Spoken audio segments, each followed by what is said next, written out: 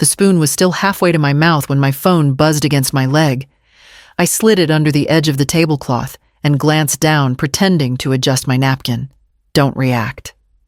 They're filming you. Just act normal. Malik. My fingers curled tighter around the handle of the spoon. I raised my head slowly. Darren was pouring me a tall glass of iced tea, smiling the way he used to when he got caught doing something wrong as a child, overcompensating too sweet. Crystal's eyes followed every movement I made her smile too tight. Vincent? My brother, absent for years, was suddenly a fixture at Sunday lunches, and today he was seated at the end of the table like he'd never left. The hall smoke detector blinked red in the corner of my vision. Too fast. Too frequent. That had never happened before. I set my spoon down gently. So Mom, Darren said, almost breezy. Malik said, "You repeated the same story to him twice last week. You've been a little forgetful lately, haven't you?" Crystal laughed lightly. "We're just looking out for you.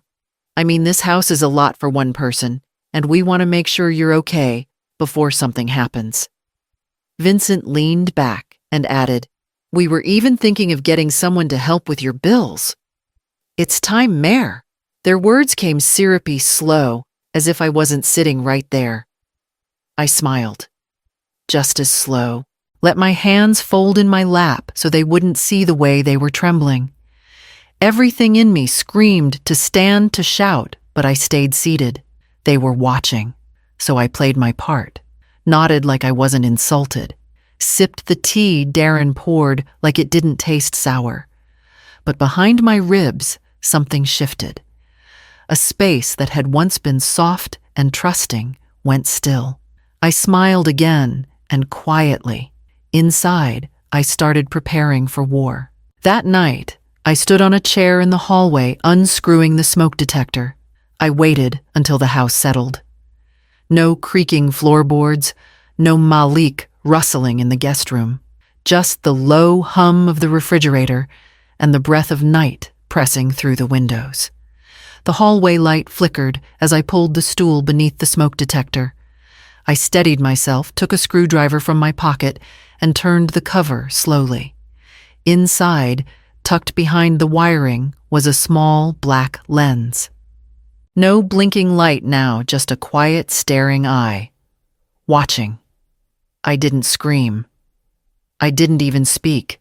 I climbed down with it cupped in my hand like it might shatter, like it might burn. Back in the kitchen, I turned off the lights and stood there for a long while, the lens resting in my palm. It was warm from the hallway heat, or maybe from the betrayal clinging to it. I didn't sleep. The next morning, I moved quietly through the house. In the living room, the clock on the mantel had always ticked a little too loud. When I opened it, I found another camera nestled behind the face. Near the pantry, tucked inside the sugar jar, a third smaller one barely visible unless you knew to look. They were thorough.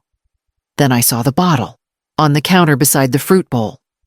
Memory supplements. I hadn't bought them. I picked it up. The label was clean. Too clean. The doctor's name was unfamiliar, and when I looked it up, he didn't exist. Crystal. She'd mentioned vitamins last week, had even offered to organize my cabinet. I held the bottle tighter. They weren't just filming me. They were rewriting me, editing my days to look like they were slipping. I flushed the pills, put the cameras back where they were. I dusted the shelf and adjusted the sugar jar like I hadn't noticed anything at all. They wanted to build a story. I'd give them one. That afternoon, I asked Malik to help me move the planters outside where no one could hear us. The pots were heavier than I remembered. I let Malik take the lead, pretending to struggle just enough to look the part. He didn't speak until we reached the far side of the garden behind the hedges, where the wind rustled louder than any whisper could carry. He set down the ceramic planter and stood very still. "I didn't know what to do," he said, voice tight. I crouched beside the rose bush, brushing back old leaves. "Tell me now." "They want you declared mentally unfit," he whispered. "They already met with a notary." I looked up. What did they say? They told her you forget names, that you repeat things, that he swallowed, that you fell down the stairs last month. My breath hitched. I hadn't fallen. I dropped a plate in the kitchen. It shattered loudly. Crystal had rushed in like a hawk. Had she loosened that shelf ahead of time? They said once the doctor signs off, they can sell the house, Malik went on. Because legally, it's already in Dad's name. He just hasn't transferred it yet. They're waiting for the papers to be justified. I sat down on the edge of the bench, gripping the wood so hard my knuckles ached. And you, Malik, hesitated. They said I'm being sent away. Military school in Kansas, January semester. Said I'm too attached to you, that I talk too much, that I'm in the way. His eyes were rimmed red, not from allergies, from knowing too much and holding it too long. I reached for his hand. You told me anyway. I didn't know who else would listen. I nodded. You did the right thing. The wind shifted slightly. The air carried the faintest sound of Crystal's laugh from inside. I let it float past. We won't let them win, I said softly. He looked up at me. Hope and fear tangled in his face. That evening, I drove 2 towns over to a lawyer they didn't know I still had. They thought age had softened me. That time had slowed my thinking, dulled my instincts, made me harmless. I let them believe it, because that belief was doing more work for me than any argument ever could. I hadn't forgotten the plan Harold and I made years ago after his friend lost everything to a nephew who smiled too much. We called it our quiet insurance, a trust, a secondary deed. Instructions filed with a lawyer who knew when to wait and when to act. That lawyer was Marla Wynne. I drove 2 towns over just after dusk, taking side roads I knew Darren never bothered with. Marla's office was small, tucked above a hardware store, the kind of place you'd miss if you weren't looking for it. She opened the door herself and didn't ask why I was there. She locked it behind me, poured 2 glasses of water, then went straight to a filing cabinet. From a drawer that required a separate key, she pulled out a sealed envelope with my name written in Harold's handwriting. You never came back for this, she said quietly. I hoped I wouldn't need to. I handed her the flash drive. They've installed at least 3 cameras in my house. Audio, too. They're trying to prove I can't take care of myself. Marla didn't blink. She slid the drive into her computer and nodded once. How do you want to proceed? I'll keep acting, I said. Let them record. Let them get comfortable. And when you're ready, I want everything done clean. Filed properly. No shouting, no scenes. Just evidence and the law. She closed the envelope and set it aside. Then we move quietly. We document everything. We don't tip our hand. I stood feeling steadier than I had in days. The fear was still there, but it had edges now. Shape. Direction. As I walked back to my car, I caught my reflection in the dark window. Older, yes, but not lost. Not yet. By the time I pulled into my driveway, I already knew the role I would play next and exactly how convincing I needed to be. The next 2 weeks, I gave them everything they wanted. I left the kettle screaming on the stove until Darren came rushing in with wide eyes and a rehearsed kind of concern. I fumbled for words, pretended to forget the name of our neighbor's dog, then remembered it again 5 minutes later. I asked the same question twice during lunch on camera, then blinked like I'd only just realized it. They watched closely, recording it all.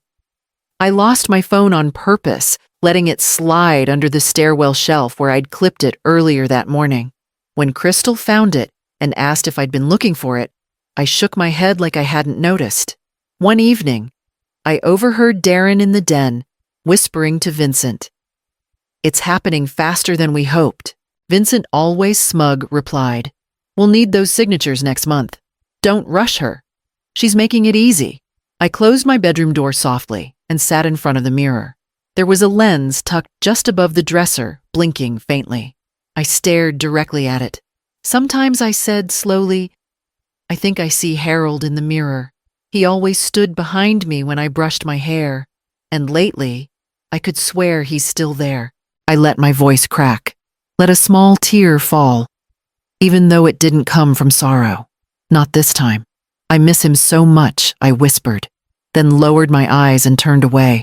I gave them the perfect closing frame, an old woman with a soft smile, lost in memories, and drifting somewhere far from the present. Then I turned off the light and went to bed. Before the sun rose, I sent the clip to Marla, file name and timestamp included. They wanted a breakdown, so I gave them one. The next morning, the invitation came. Darren wanted to take me to lunch, just the two of us. He said it was long overdue. I knew better than to say no. The room was quiet, tucked behind the main chapel where the light came soft through high windows. I sat across from Pastor Rhea and Shanice Patterson, their faces solemn but focused. Marla was beside me, flipping through documents she'd printed that morning. Shanice opened a manila folder and turned it toward me. Same notary your family used, same lawyer, same supplements found in Mom's kitchen drawer. Her voice didn't shake. She was gone 2 months after signing the deed to my uncle. Said she didn't remember doing it. I didn't believe her. Until it was too late. Marla leaned in. If we align your timeline with Shanice's and with the 2 other cases we've quietly tracked, this isn't just a bad family. It's a pattern. Elder coercion. Possibly criminal.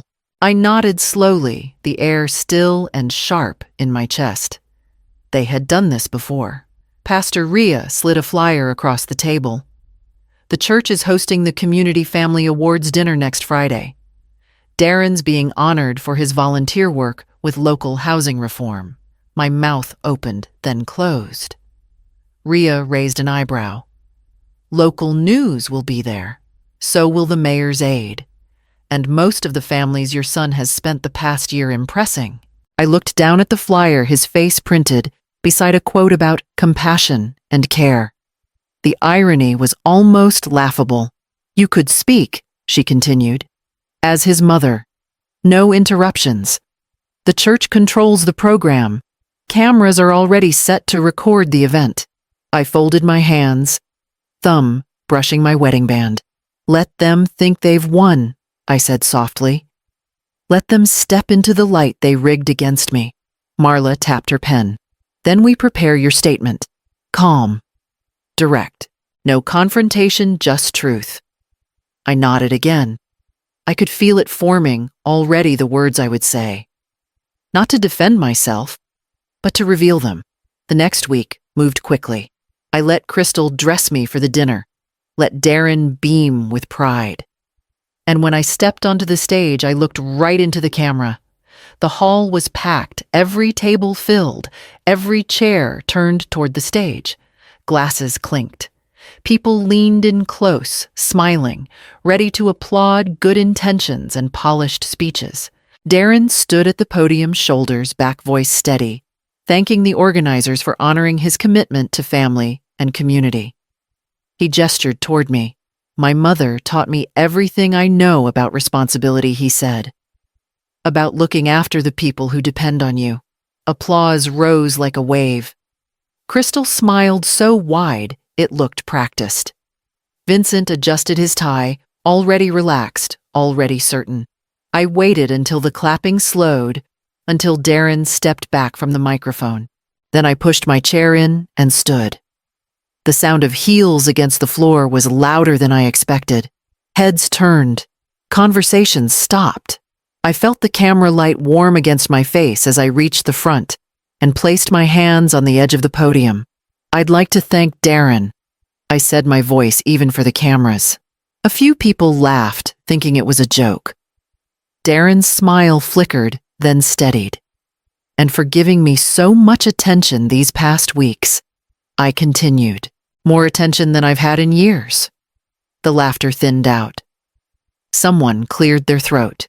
Because thanks to those recordings, I said my lawyer has everything she needs to file charges for coordinated elder fraud. The room went still. Behind me, the screen lit up. Video after video played without commentary. Vincent's voice low and instructive, telling me to slow down, to act confused. Crystal's hands switching the bottles in my kitchen, replacing labels with careful precision. Darren leaning toward the camera, whispering, "She's almost ready to sign." A chair scraped back. Someone gasped. Someone else raised a phone. I stepped aside as the final clip ended the silence heavier than the applause had been. Darren didn't move. Crystal's face drained of color. Vincent looked around, calculating exits that no longer existed. Security was already approaching from the side of the room, and I felt Marla step in beside me. Her presence solid and unmistakable, as the night Darren planned to celebrate his values turned into the moment he lost control of everything. Within a week, the restraining orders were signed.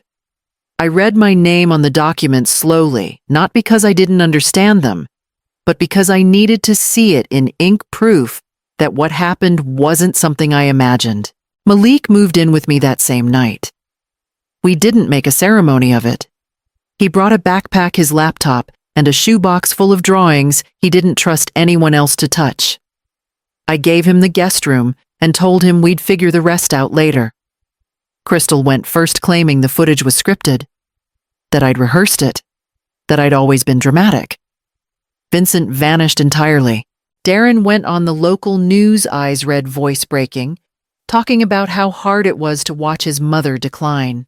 I didn't respond to any of it. In court, Marla did the talking. She laid out the timeline carefully. When the cameras were installed, when the supplements appeared, when the notary was contacted, she showed how the pills were switched, how the videos were edited, how the paperwork lined up too neatly to be coincidence. Shanice testified next. She spoke plainly without anger about her mother signing papers she didn't understand and being moved out of her own home. Pastor Rhea followed, confirming dates, conversations, and the sudden concern that appeared only when property entered the discussion. Malik spoke last. He stood straight, hands at his sides. "She remembers everything," he said. "She remembered my birthday. She remembered my school schedule. She remembered me even when I was scared and didn't know who else to trust." The judge leaned forward, then eyes fixed on Darren. "This is not caregiving," she said. "This is calculated extraction." The decision came quickly after that. Every claim to my house was dismissed. Guardianship petitions were denied. Malik was placed with me permanently. When we left the courtroom, Malik didn't smile. Neither did I. We just walked side by side, steady into the open air. That night, back at the house, we stood in the hallway for a long moment, listening to how quiet it finally was. The locksmith came on a Tuesday. He didn't ask why I needed every door redone or why I wanted codes installed instead of keys. He just nodded and got to work. By the end of the day, the front door clicked shut with a new kind of certainty. One only I could open. Marla helped install the new camera system. We positioned it together. 3 silent eyes watching the driveway, porch, and hallway. No blinking lights, no hidden devices, just protection. And this time it was mine. The house felt different. Lighter. I scrubbed the baseboards, dusted the high corners, even replaced the pantry shelves. The bottle of pills was gone. The air no longer smelled like suspicion. Malik settled in faster than I expected. He set up an art desk near the back window and filled it with charcoal sketches and half-used notebooks. I didn't ask what he was drawing. I just kept his pencils sharpened.